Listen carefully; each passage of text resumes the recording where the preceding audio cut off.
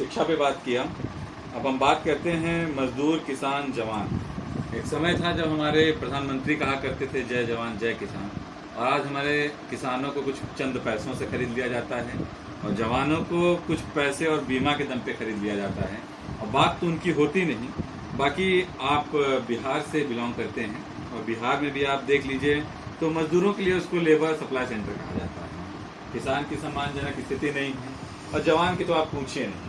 बिहार पूरा पगलाया हुआ है फ़ोन और आई इन चीज़ों में। जवानी तो वहाँ वैसे ही निकल रही है, और जवान जो निकल रहे हैं कुछ बाहर निकल के आर्मी में जा रहे हैं, तो उनकी दयनीय स्थिति आप देखिए रहे हैं। तो आप इन तीनों मूल चीज़ों पे क्या करेंगे, आपका विज़न क्या है, इम्प्लीमेंटेशन इनके लिए क्या होगा, और इससे आपके क्षेत्र, राज्य और उसके साथ साथ राष्ट्र का निर्माण कैसे होगा? बहुत बढ़िया प्रश्न आपने किया है। इस देश में किसान, मजदूर और जवान लगभग 90% जनसंख्या आपने कवर कर दी। आप यह जान लीजिए कि हम शुरुआत करते हैं इस देश के अन्नदाता किसान से। उसको कभी सम्मान दिया ही नहीं। इस देश की जो सरकारें हैं, इस देश की सरकार नहीं, सरकार के जो नीति नियंता, जो नेता रहे, शुरुआती दौर छोड़ दीजिए क्योंकि उस समय स्वतंत्रता सेनानी थे, उन्होंने किसानों की भी लड़ाई लड़ी थी, तो उनके पास एक ब्रॉड विजन था। लेकिन कालांतर में जो लोग आए वो पता नहीं कि कैसे और किस वर्ग से आए थे कि वो किसानों के प्रति मन में कुंठा और ईर्ष्या। किसानों को दिक्कत कहाँ आई? किसानों से उनके पास जमीन थी। जो लोग आ रहे थे उनमें से हो सकता है बहुतों के पास जमीन न रही, उस वर्ग से आए हों जो भूमिहीन वर्ग है। लेकिन भूमिहीन नहीं है। इस देश की जो व्यवस्था थी, मैं आपको बताऊं क्या हुआ है कि इस देश को गलत तरीके से प्रचारित किया अंग्रेजों द्वारा, और अंग्रेजों के बाद काले अंग्रेजों द्वारा, जो यहाँ वामपंथी हैं, जो यहाँ पे इस देश के, इस समाज के जो सबसे बड़े शत्रु है, उन्होंने इस देश की व्यवस्था को गलत बताया। अब देखिए, इस देश की जो जाति व्यवस्था है वो कोई ऐसी व्यवस्था नहीं। जाति का मतलब अलग अलग कामों को करने वाले लोग। अब ये कैसे शुरू हुआ? तो जिसे लोग क्षत्रिय कहते हैं, कुछ लोग शोषण कहते हैं, कुछ लोग सामंतवादी कहते हैं, कुछ लोग कुछ कहते हैं, बाबू साहब कहते हैं, और बुरे तरीके से सिनेमा के माध्यम से, कहानियों के माध्यम से उसको बुरा दिखाया गया। जबकि आप ये देखो कि इतिहास से लेकर के और अभी तक अगर किसी ने, सत्यम जी समझाऊं, कि किसी ने, आप कोई भी ऐसा गांव या शहर देखो जो किसी अन्य जाति ने बसाया हो, कोई इतिहास नहीं है। तो जो अपने बाहुबल से सर कटा करके जमीन भूमि हासिल करे तो उसके पास तो भूमि होगी, लेकिन उसकी महानता देखो या उस व्यवस्था के संचालक को देखो कि वो जब उसने भूमि हासिल की तो समाज के सभी वर्गों को लेके आया, साथ में भाइयों की तरह उनको बसाया, रहने को स्थान दिया।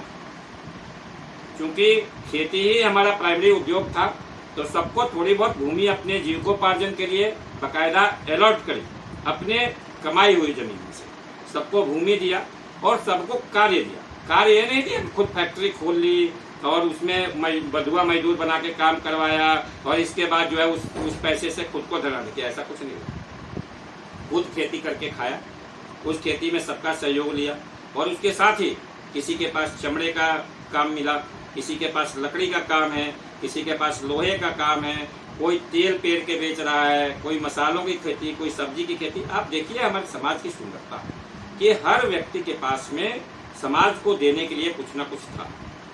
तो जब आप किसी चीज के विशेषज्ञ हो जाते हैं तो वो कहिए आपकी जाति, ठीक है ना। अब ये जितने सारे उद्योग, जो उद्योगपति वर्ग था, जो व्यापारी वर्ग था, उसको आज पिछड़ा, दलित, शोषित घोषित करके और उसके सारे उद्योग और काम धंधे छीन करके बड़े बड़े पूंजीपतियों और उद्योगपतियों को दे दिए गए थे कि यह षड्यंत्र नहीं है।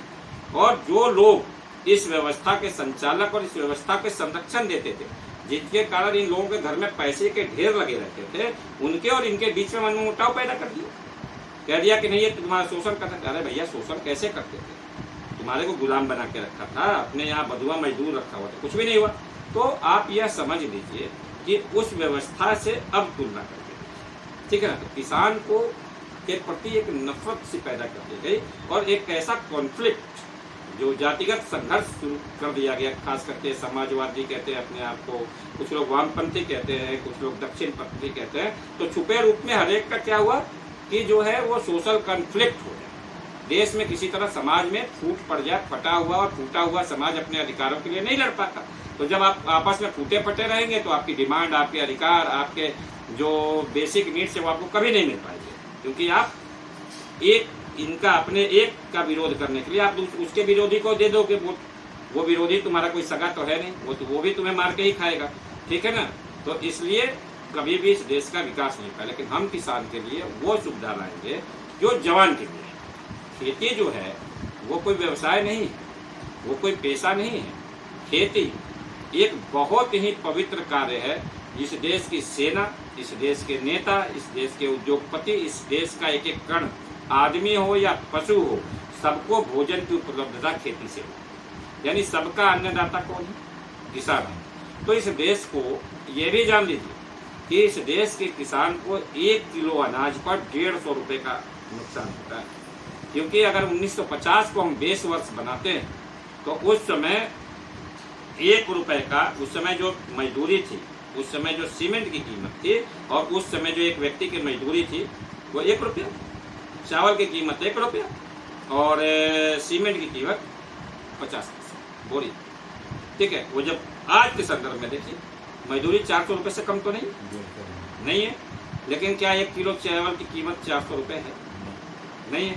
तो 1 किलो चावल की कीमत जब 400 रुपये नहीं है तो वो दे तो रहा है 45 रुपये, तो बाकी 350 रुपया कौन दे रहा है? इस देश की एक जनता खा रही है कि नहीं खा रही? तो उतने की कर्जदार हर व्यक्ति है जो उसका फ्रूट खाता है, जो उसका दूध पीता है, जो उसको भी तो उस हिसाब से। अगर एक व्यापारी की चीज़ों का कीमत बढ़ रहा है, एक जनप्रतिनिधि, एक सरकारी व्यक्ति की कीमत की मजदूरी बढ़ रही है, हर चीज़ की कीमत बढ़ रही है, तो क्या किसान की चीज़ों की कीमत डाउन करके रखे? बिल्कुल करके रखे, क्योंकि वो पब्लिक फैसिलिटी है। लेकिन उसके लिए किसान को व्यवसाय मत बनाइए, किसान को जवान के समान आप वो दीजिए, उसको प्रति एकड़ खेत पे बांध के एक निश्चित आय दे दीजिए। वो जो खेती में उपजाए या जो करे, क्योंकि खेती किसी के हाथ में नहीं है। खेती प्रकृति का आपदाओं से चलती है। आप अच्छी खेती भी हो सकती है, खराब खेती भी हो सकती है, तो हमें उसे प्रोटेक्ट करना पड़ेगा। हमें कहना पड़ेगा कि यार मेरे दोस्त, मैं तेरे को प्रति परिवार जो है 4.5 लाख रुपया साल में दूंगा।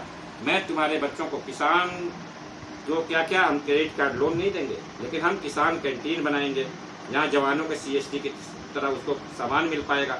हम किसान केंद्रीय विद्यालय की स्थापना करेंगे जहाँ पे किसानों के बच्चों को पढ़ने के लिए केंद्रीय विद्यालय की तरह, जिस तरह सेंट्रल या राज्य सरकार के जवानों के बच्चों को पढ़ने के लिए सुविधाएं होती हैं, उस तरह उनको सुविधा भी देंगे। इसके अलावा अगर कोई किसान की ज़मीन या किसान के चीज़ों को खरीद करके उससे कोई प्रोडक्ट बनाता है तो उसको उस प्रोडक्ट पे उसको किसान को रॉयल्टी देनी पड़ेगी। अगर हम व्यापार से जोड़ के देखें तो किसान की ज़मीन पे आप इंडस्ट्री लगाते हैं तो आप ज़मीन खरीद नहीं सकते।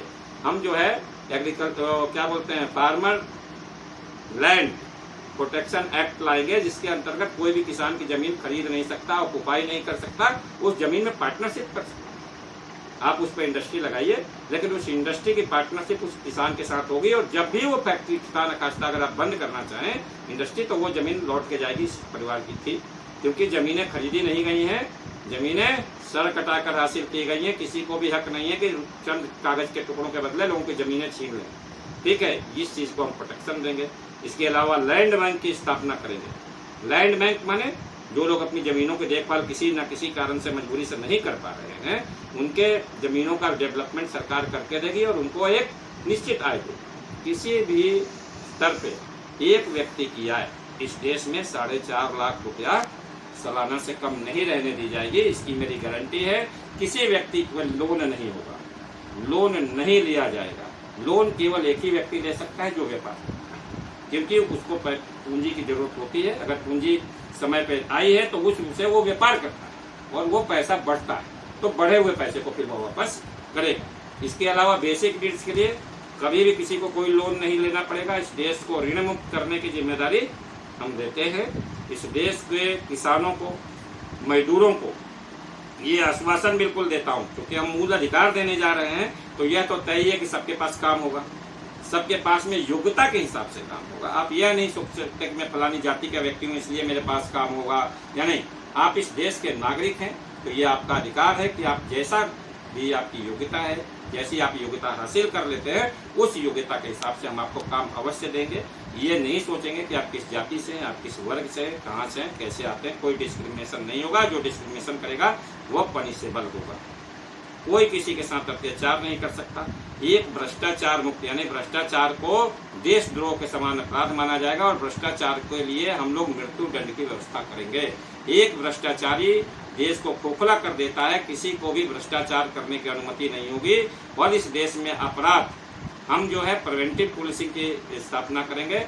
आज तक इस देश में या तो एग्रेसिव पुलिसिंग होती रही है जो योगी जी की व्यवस्था है, या डिफेंसिव पुलिसिंग होती है जो बाकी देश में रहता है कि क्राइम होने के बाद में फिर उसको पकड़ करके और सजा दिलाना, ऐसा कुछ नहीं होगा। हम प्रिवेंटिव पुलिसिंग करेंगे, यानी कि क्राइम होने से पहले ही क्राइम को रोक देंगे। यानी क्रिमिनल माइंडेड व्यक्ति इस समाज में जन्म नहीं लेंगे। समाज में पब्लिक पुलिसिंग की व्यवस्था करेंगे और पब्लिक ऑडिट की। आपने पूछा भ्रष्टाचार कैसे कंट्रोल करेंगे, तो यहाँ पे दो चीजें होंगी, public policing and public audit. Public audit से हम भ्रष्टाचार खत्म कर पाएंगे और पब्लिक पुलिसिंग से हम अपराध खत्म कर पाएंगे। हमें अपराधी तो वही व्यक्ति है जो साधु भी है, वही व्यक्ति